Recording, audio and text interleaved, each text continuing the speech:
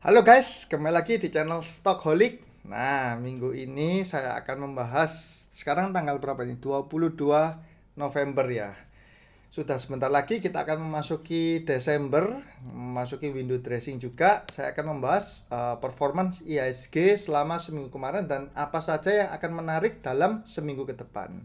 Sebelumnya teman-teman bisa support saya ya dengan cara subscribe, like ataupun komen dan juga share video ini ke teman-teman yang lain. Dan jangan lupa juga untuk ikut di channel Telegram saya Stockholic spasi ID ya. Di sana saya akan memberikan informasi-informasi harian maupun kalau teman-teman ada yang mau di-sharingkan saham-saham apa yang menarik bisa ikut di grup sana. Oke, yang pertama saya akan membahas dari segi IHSG dulu ya. Nah, ini IHSG ditutup Jumat kemarin minus ya, minus 0,4% koreksi. Nah, ini menurut saya koreksi yang sangat amat wajar. Kenapa? Karena IHSG ini naiknya nggak aturan ya, nggak pakai akhlak. Istilahnya lagi tren sekarang ya. Naik kenceng nggak turun-turun. Akhirnya Jumat kemarin ditutup minus 0,4%, di mana asing keluar sebanyak 548 miliar. Ini cukup gede banget ya, asing keluarnya. Selama satu minggu asing keluar, asing ternyata masih net buy ya, 435 M. Jadi dia benar-benar keluarnya di hari terakhir Jumat kemarin ya. Seminggu kemarin masih positif 435 M. Nah, ini kalau kita lihat chartnya ISG, kayak detak jantung nih, naik naik naik terus. Ini ya naik terus. Mungkin saya lebih baik pakai yang ini deh. Nah, ini ya, di mana IHSG rally sejak tanggal 4 November, naik nggak turun-turun ya. Sekarang di tanggal 20 November. Nah, ini turunnya pun ini nggak terlalu sampai gimana gitu, nggak terlalu gede lah ya. Cuma makanya saya bilang ini adalah koreksi wajar. Cuman agak hati-hati juga untuk minggu depan. Mungkin ada kemungkinan dia masih akan melanjutkan sedikit koreksi lagi ya. Sebelum penentuan dia mau window dressing akan naik. Biasanya Desember itu akan naik. Nah, sebelumnya ada disclaimer on ya untuk teman-teman bahwa di video ini saya hanya membagikan sharing analisa saya, nggak ada paksaan untuk beli atau jual saham. Jadi segala resiko investasi ada di tangan masing-masing investor. IHSG masih uptrend, cenderung masih uptrend walaupun ada koreksi. Dan kalau kita lihat kemarin harga coal ini yang cukup menarik, coal sudah menembus level 63 untuk kontrak Novembernya. Bahkan kontrak Desembernya sudah 65. Ini tinggi sekali harga coal. Nah, jadi batu bara ini adalah salah satu saham yang patut kita cermati untuk beberapa saat ke depan. Oke, kemudian saya akan melihat dari sisi emas ya, gold price. Emas cenderung menurun ini ya. Ini emas di level 1870 kalau selama 30 hari. Nah, ini ya. Emas masih ada di level yang bottom ya. Sebelumnya kan sempat 1900. Sekarang masih 1870-an. Emas lokal pun di Indonesia sekarang mungkin sekitar 850 860 ribu yang non antam ya. Yang lokal batangan. Jadi emas masih harganya lagi di bawah lah sekarang ini. Kemudian kita lihat saham apa saja sih yang dikoleksi oleh si asing selama seminggu kemarin. Nah, ini ya, asing seminggu kemarin paling banyak membeli sahamnya Bank BCA. BCA dibeli oleh asing 1,3 triliun. Wah, ini gede banget ya. Kedua ada Telkom, ketiga SMMA. SMMA ini saya belum pernah mengamati ya. Coba saya lihat. Kok SMAA? Keliru. SMMA. Ini adalah, waduh, kalau dilihat dari chartnya kira-kira kurang terlalu liquid lah. Jadi saya nggak akan cermati. Untuk BCA, nah BCA uptrend ya. Setelah dia golden cross di sini di 5 November ini dia naik terus, dan di sini asing kan. Ini ya, kalau kita pakai sekuritas dari Sukor, kita bisa melihat pergerakan daily-nya dari asing. Nah, kalau kita search BCA, BCA ini kan mayoritinya kan asing ya. Kita bisa lihat bahwa, nah, asing ini masuk terus nih. Ini, dia sudah masuk sejak tanggal berapa nih? Ini. tanggal 26 Oktober dia masuk, tapi nggak terlalu gede ya, yang 26 Oktober, 27, 28. Nah di sini dia masuknya lumayan gede. Tanggal 3 November dia masuk lumayan gede, tanggal 5 ini puncaknya ya, 556 miliar. Ini masih hijau terus, dan asing Jumat kemarin tuh keluarnya masih sedikit. Jadi sebenarnya di saham Bank BCA ini asing masih optimis untuk terus keep buying ya saham ini. Cuman saham ini saya sih lebih suka untuk long term, bukan untuk trading. Kalau trading ya waktu asing masuk kemarin ini.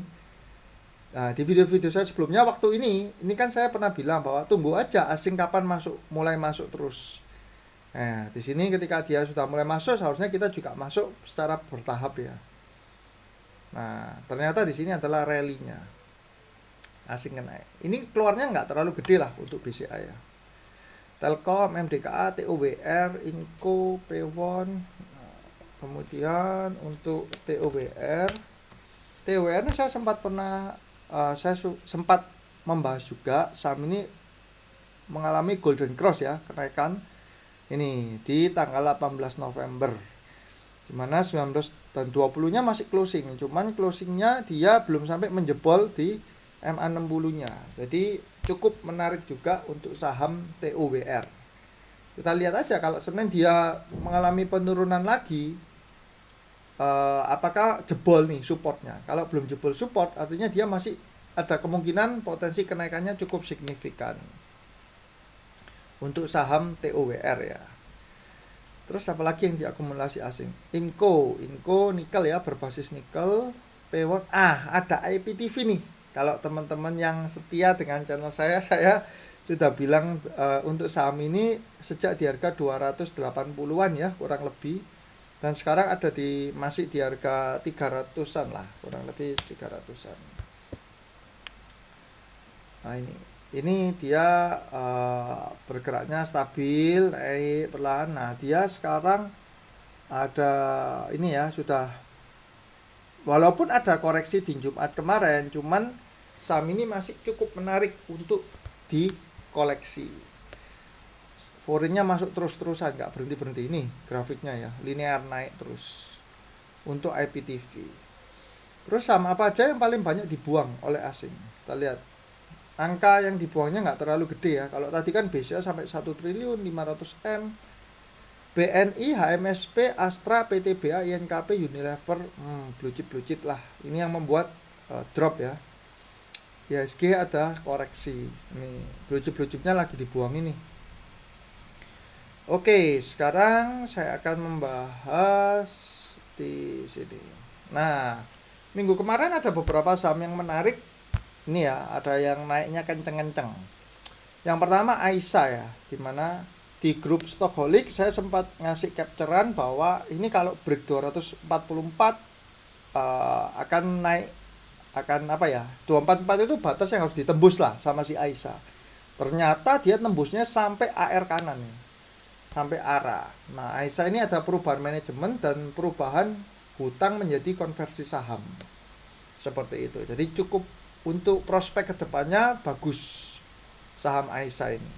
Walaupun saham ini sedang sakit ya dalam tanda kutip, dari harga 2000 jatuh sampai level 100-an ya. Terus dia akhirnya suspend dibuka, sekarang di level 280-an. Untuk long term cukup menarik Aisyah ini. Nah ini 3 pilar. Aisyah produsen dari snack ya. Kalau teman-teman tahu itu snack taro. Nah itu. Terus PPRO juga bangkit ya. Dari level 50-an tidur, terus ternyata hari Jumat kemarin terbang sampai level 67 ini chartnya ya. Kita bisa lihat bahwa ini adalah saham yang sedang tidur, bangkit sebentar tidur, bangkit lagi tidur, terus tiba-tiba jros naik sampai 67, bahkan sempat menyentuh angka 70. Di tengah kenaikan konstruksi akhirnya PPRO juga ikut bangkit ya saham ini. Volumenya cukup menarik, 182 miliar. Tapi kalau saya pribadi melihat kita juga mesti hati-hati dengan money management, karena walaupun sekarang ARB-nya kan masih 7% nih. Jadi dia untuk tidur lagi ke 50 agak, kalau saya bilang pribadi agak susah lah kalau dia mau tidur lagi ke 50. Karena dia harus turun 7% beberapa kali kan. Nah, yang jadi concern adalah ini. Kalau teman-teman lihat di shareholdernya, ini adalah saham yang dimiliki oleh Jiwasraya dan Asabri. Ini adalah dua perusahaan yang sekarang sedang ada kasus lah ya di dalamnya, di mana ada gagal bayar untuk asuransinya ya, Jiwasraya dan Asabri. Atas sangkut pautnya sama B Om Beni lah, si Hansen yang sudah divonis. Nah, jadi kalau ini lebih baik untuk trading aja, jangan di hold untuk long term. Lebih baik trading, kalau udah untung ya sudah. Besok kalau misalkan ya ada potensi naik kecek, dibeli untuk trading lagi. Itu jauh lebih aman daripada kita hold saham ini untuk long term. Terakhir adalah TDPM. Nah, mungkin teman-teman masih agak asing ya. Sama apa nih TDPM ini? Nah, TDPM kalau kita lihat bergerak di bidang material. Nah, material industri dan kepemilikan sahamnya cukup menarik, 72% di ini ya, Royal Chemi dulu namanya ini, dan Sinarmas ya ini, asuransi Simas Jaya ini punya Sinarmas 9,7%. Secara performan perusahaan ini juga cukup menarik dengan terus mencetak laba walaupun di tengah pandemi. Nah, secara chart dia akhirnya golden cross ya di hari Jumat kemarin.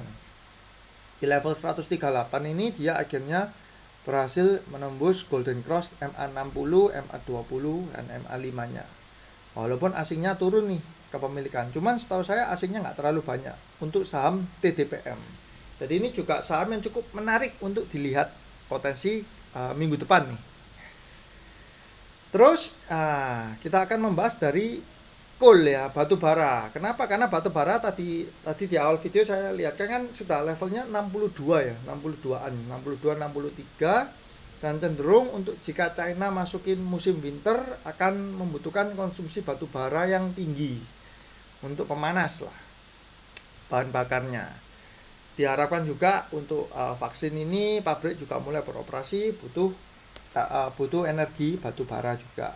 Nah, saya akan membahas 3 yang utama ya. IPTV ini kan sudah, yaitu ITMG, PTBA, dan Adaro. ITMG kita melihat bahwa mengalami kenaikan yang gila-gilaan ya. Selama beberapa hari terakhir, sejak tanggal 16 dia naik dari level berapa nih? 8.500 hingga level 10.300. Kenaikannya berarti hampir 20% ya. Kenaikannya. Walaupun Jumat kemarin ada koreksi, tapi dia masih, ya kalau saya bilang koreksi sehat lah. Koreksi bursa. Nah, ini kenaikannya sudah cukup signifikan. Dia book value 0,8 dengan PE ratio 18 kali ya, 18,7 kali. Sudah keluar 9 month-nya 596 miliar atau turun tinggal 30% lah dari laba di 2019. 0,8 18 kali. Yang kedua kita lihat PTBA ya. PTBA labanya turun sekitar 50%, lebih baik dari ITMG. Cuma secara book value dia di atasnya. Kalau tadi 0,8 nih 1,5. Kalau tadi berapa ya? 30 ya. Oh, 18. Kalau ini 14. Untuk secara earning PTBA lebih bagus daripada ITMG. Dan kalau kita lihat chartingnya, kalau kita lihat secara charting, dia memang mengalami kenaikan dari level 2000 hingga level 2200 atau kurang lebih sekitar 10% lah. Tidak sampai kayak ITMG yang kenaikannya 20%-an. Nah, dia sudah mengalami ini juga golden cross naik, terus ada koreksi wajar. Kita lihat seberapa dalam. Kalau koreksinya menembus 2100 ke bawah, dia berpotensi turun. Akan mengejar ini ya, ke level 2000-an ini. Kalau kejebol 2100 ini. Tapi kalau koreksinya ternyata cuma sampai 2140, 2150, maka dia ada potensi naik up, melanjutkan uptrendnya lagi. Itu untuk PTBA. Secara book value dia lebih mahal dalam tanda kutip dibanding ITMG, tapi secara PE ratio dia lebih bagus. Labanya hanya menurun sekitar 50% compare tahun 2019. Nah, emiten terakhir yang akan saya bahas adalah Adaro. Salah satu emiten favorit saya. Dia labanya menurun hampir sama kayak ITMG ya, tinggal 30%. Secara book value dia 0,6 kali. Ini paling murah di antara yang lain ya. ITMG 0,8, Adaro 0,6 kali. Secara PE ratio dia 23 kali. Nah, ini yang paling buruk di antara yang lainnya ya untuk secara earningnya. Nah, bagaimana dengan harganya? Adaro dari level 1100-an naik bahkan mungkin ya sekarang 1200-an sekitar 10% lah, hampir sama kayak PTBA ya. Nah, Adaro ini juga saham coal yang sangat menarik kalau menurut saya pribadi ya. Ini dia punya sektor juga kuat, banyak sekali lini bisnisnya, dan secara keuangan pun dia sehat, sangat amat sehat. Walaupun terimbas Covid ya, labanya tinggal 30%-an. Jadi untuk sektor coal kalau saya pribadi melihat PTBA, Adaro itu jauh lebih menarik daripada ITNG yang sudah mengalami kenaikan sebanyak 20%. Seperti itu. Coal patut kita cermati untuk seminggu depan. Nah, untuk kemudian terakhir BHIT ya, kita lihat BHIT ada di level 72. Sebelumnya dia kan tidur nih saham BHIT ini. Terus ada mau buyback, dia naik dari 50 akhirnya bangkit terus turun lagi. Nah, kalau dia tidak jebol di level 70 artinya dia tidak sampai 68, 67 nggak sampai ketembus itu, maka saham ini ada potensi untuk mantul naik kembali ya. Cuman kalau ini sampai jebol, misalnya menyentuh level ini nih, 67 apalagi 65, maka ini cukup berbahaya untuk saham BHIT ini. Nah, ini adalah salah satu saham dari MNC Group. Oke, sekian dulu teman-teman untuk video kali ini. Semoga dari video ini teman-teman mendapatkan sesuatu, dan juga boleh juga untuk di subscribe, like, komen, dan juga share ya. Saya mendoakan supaya minggu depan kita bisa cuan bareng-bareng lagi. Oke, see you guys.